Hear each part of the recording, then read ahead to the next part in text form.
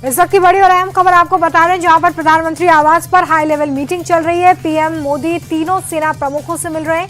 रक्षा मंत्री राजनाथ सिंह की मौजूदगी इस बैठक में। इसके अलावा सीडीएस अनिल चौहान भी इस बैठक में मौजूद है। एनएसजी अजीत डोभाल भी सीजफायर के बाद प्रधानमंत्री आवास पर पहुंचे हैं और गोलीबारी रोकने पर सहमति के बाद ये सभी की ये पहली मुलाकात है और इसलिए इस बैठक पर सभी की नजरें टिकी हुई है कि आखिर इस बैठक में क्या कुछ तय किया जाता है।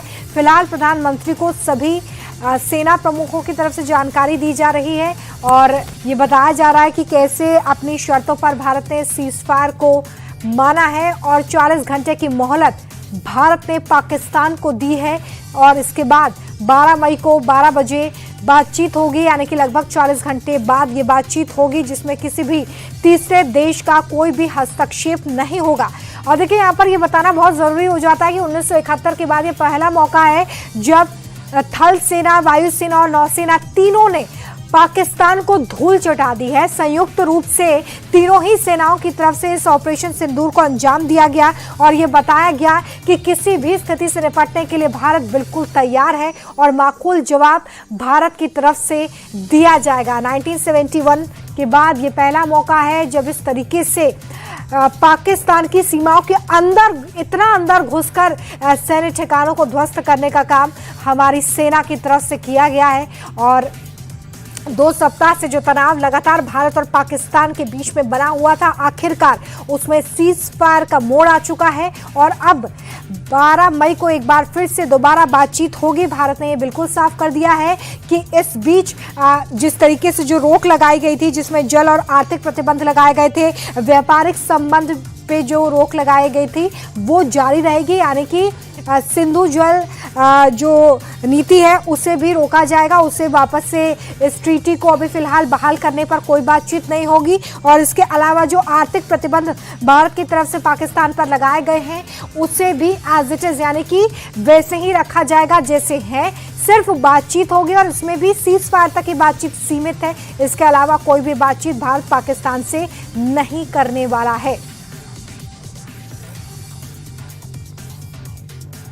तो फिलहाल ये बैठक जारी है और शाम 5 बजे से सीज फायर भी लागू हो गया है। आतंक की कमर तोड़ते हुए, पाकिस्तान का मनोबल गिराते हुए भारत ने ये पूरी निर्णायक लड़ाई लड़ी और उसके बाद अब सीज फायर हुआ है। पहलगाम में 22 अप्रैल को जो आतंकी हमला हुआ, उसके बाद भारत और पाकिस्तान का तनाव चरम पर था। इस कायराना हमले के जवाब में पहले भारत ने कूटनीतिक रास्ता अपनाया, पाकिस्तान के साथ अपने तमाम रिश्ते तोड़े, सिंधु जल समझौते को भी भारत ने रद्द किया। आर्थिक मोर्चों पर पाकिस्तान की कमर तोड़ने वाले फैसले भारत ने लिए और इसके बाद 7 मई की तारीख आई जब भारत ने ऑपरेशन सिंदूर लॉन्च किया। इस ऑपरेशन में भारत ने पाकिस्तान के भीतर 9 जगहों पर आतंकी ठिकानों को तबाह किया और ऐसे में अब भारत और पाकिस्तान के बीच सीज फायर हो गया है।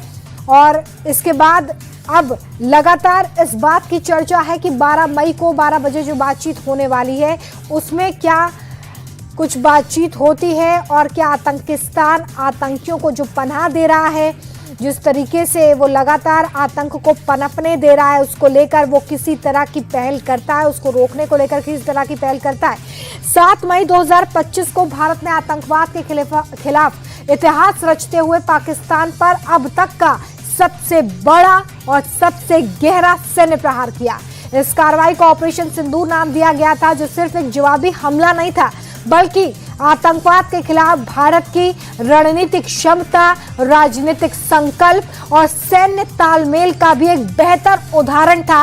और इस कार्रवाई को करके भारत ने न सिर्फ पाकिस्तान को जवाब दिया है बल्कि दुनिया के हर देश को जवाब दिया है कि आतंकवाद के खिलाफ कार्रवाई करने के लिए वो किसी की भी अनुमति का मोहताज नहीं है।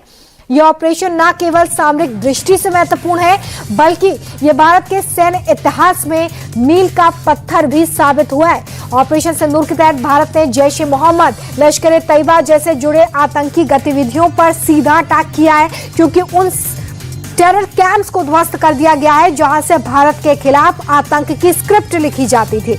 ऑपरेशन सिंदूर ने पाकिस्तान के आतंकी ढांचे को एक करारा झटका दिया है। 22 अप्रैल को जो आतंकी हमला हुआ जिसमें 25 भारतीय नागरिक और 1 नेपाली नागरिक की मौत हुई थी और 17 लोग जख्मी हुए थे। यह हमला पहलगाम के बेस्टर्न घाटी में किया गया था, जिसमें आतंकियों ने चुन चुनकर लोगों को निशाना बनाया गया था और इसी का बदला लिया गया ऑपरेशन सिंदूर के जरिए। 1971 के बाद ये पहली बार हुआ जब थल सेना, वायुसेना, नौसेना ने एक साथ साझा कार्रवाई करते हुए पाकिस्तान के अंदर गहराई तक हमला बोला। भारत ने आतंकी संगठन जैश-ए-मोहम्मद, लश्कर-ए-तैयबा के ठिकानों पर अटैक किया और आतंकवाद के नेटवर्क की रीढ़ तोड़कर रख दी। और देखिए, भारतीय सेनाओं ने पहली बार पाकिस्तान के पंजाब प्रांत के भीतर जाकर मुद्रिके, बहावलपुर, सियालकोट जैसे प्रमुख स्थानों पर मिसाइल और हवाई हमले किए। ये वही क्षेत्र है जहां पर आतंकी संगठन के कई मुख्यालय हैं, ट्रेनिंग सेंटर्स हैं और सालों से यहां पर जिक्र करना महत्वपूर्ण हो जाता है। सालों से यहां पर आतंकी साजिशें रची जाती रही हैं, लेकिन 2025 का साल पाकिस्तान के लिए और उन आतंकी ठिकानों के लिए और आतंकियों के लिए काल साबित हुआ है, जिन्होंने पहलगाम की बेस्टर्न घाटी में घुसकर बेतरतीब तरीके से निर्दयी लोगों को, निर्दोष लोगों को मौत के घाट उतारा। और उसी का ये बदला जिसे भारत ने पूरा किया, ये भारत की ओर से पाकिस्तान की धरती पर पिछले 5 दशकों का सबसे बड़ा और सबसे गहरा सैन्य अभियान था। इससे पहले 2026 में सर्जिकल स्ट्राइक, 2019 के बालाकोट स्ट्राइक ने पाकिस्तान को चेतावनी दी थी, लेकिन ऑपरेशन सिंदूर ने यह स्पष्ट कर दिया है कि भारत अब केवल चेतावनी नहीं देगा, सीधे कार्रवाई करेगा, एक्शन लेगा और इसी तरीके से पाकिस्तान को माकूल जवाब देगा।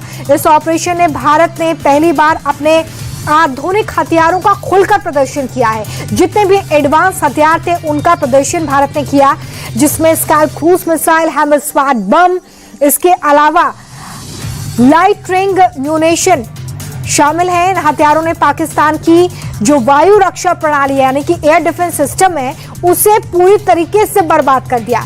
ऑपरेशन सिंदूर के तहत भारत ने 9 बड़े आतंकी हब्स को ध्वस्त किया।